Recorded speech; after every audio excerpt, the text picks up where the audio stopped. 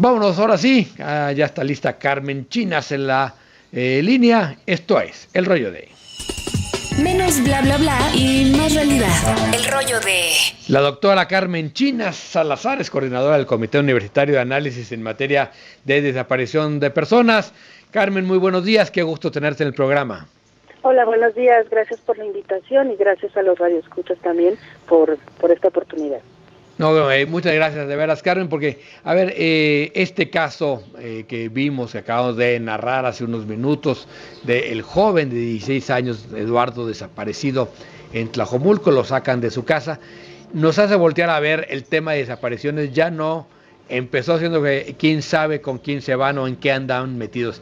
¿Cómo están leyendo ustedes este fenómeno que es ya prácticamente un fenómeno social que nos está golpeando en todo el estado? Sí, bueno, es un tema terrible, realmente la tragedia por la que ha pasado esa familia, que no es la primera vez, o sea, hay otros menores y ha habido otros casos así tan fuertes en el estado, y bueno, pues más de 15,000 desapariciones ya es bastante alarmante. El problema aún es que las autoridades se niegan a reconocer la dimensión y lo complejo. Desde el Comité de Análisis en materia de desaparición de personas, se crea en 2019, pues ese ha sido uno de los puntos como clave que hemos estado insistiendo en la necesidad de que se reconozca la problemática, porque a partir de que se reconozca se podrían empezar a trazar medidas de solución. Y otro elemento que también hemos estado hablando es justo eso, o sea, cómo el discurso de la autoridad y la narrativa que se construye ha permitido o perpetuado la impunidad, porque pasamos de frases como se están matando entre ellos, seguro en algo andaba, si se lo buscó, si se desaparece es porque seguro se lo buscó, porque está en malos pasos. O sea, esas formas de estigmatizar y criminalizar a las víctimas y sus familias contribuyen a crear también ese clima de linchamiento social. Seguramente sí, a ver, algo andaba ahí. Y justamente eso es lo que quería preguntar. Tenemos ahí un fenómeno que es de muchísimas dimensiones, y cuando hablamos de desaparecidos hablamos de muchas cosas muy distintas. ¿Ustedes tienen algún análisis, digamos, que nos permita entender qué tipo de desapariciones hay? De qué estamos hablando cuando hablamos de desaparición de personas? De esos 15,000 denunciados, ¿cuántos realmente regresan? ¿Cuántos no?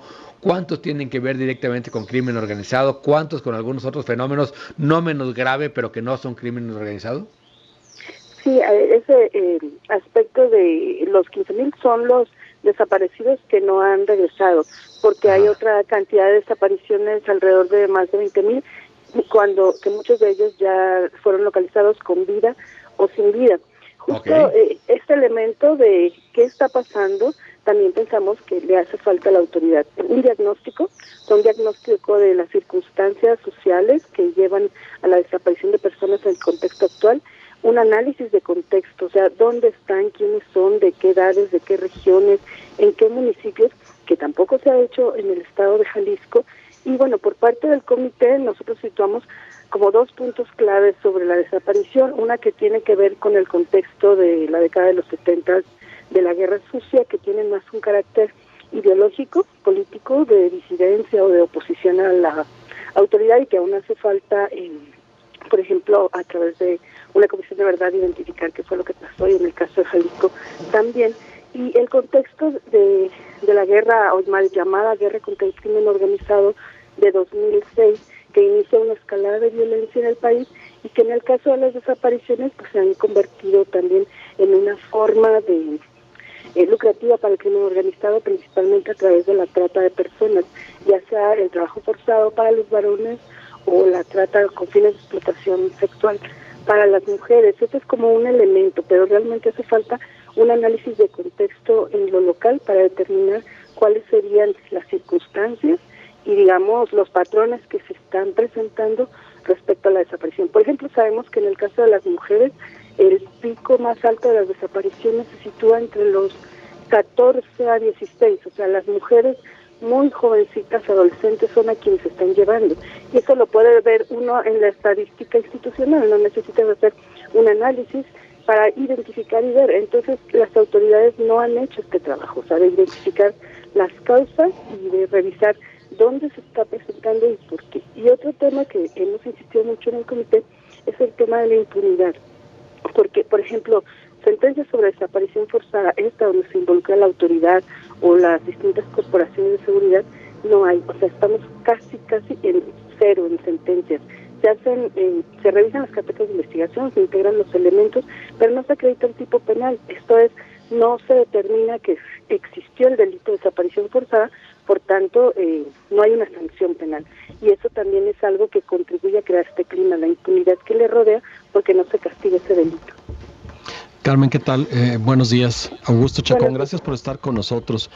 Carmen, ¿ustedes creen que hay datos suficientes para ver justo lo que decías? ¿Cuál es el patrón? Para responder por qué Jalisco, por qué cierto grupo de edad, por qué cierto territorio del estado. Hay investigación, hay evidencias de que se está investigando a fondo justo para llegar al diagnóstico que dices, a la prevención y a cesar la impunidad. Pero ¿habrá todo lo que se necesita para construir esto?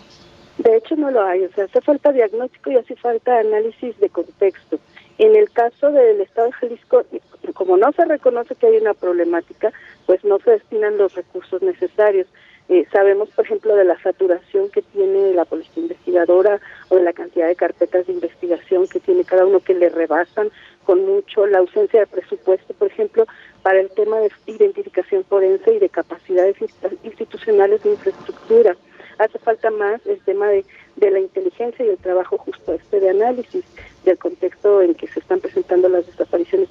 Eso no existe por parte de las autoridades. Ha habido intentos, por ejemplo, de la Comisión Estatal de Derechos Humanos de Jalisco por situar regiones en donde se presentan las desapariciones a nivel local, pero hace falta esto, o sea, una investigación a fondo de las razones por las que se presentan las desapariciones, a quienes están afectando, en qué zonas del estado, y a partir de ahí tomar las medidas pertinentes. Entonces también el comité ha insistido mucho en el tema de tener el presupuesto adecuado y el personal capacitado para poder hacer todo este trabajo, no solamente para que quienes tienen las carpetas de investigación busquen, y buscar significa buscar en vida, es un principio que existe en la legislación. Claro.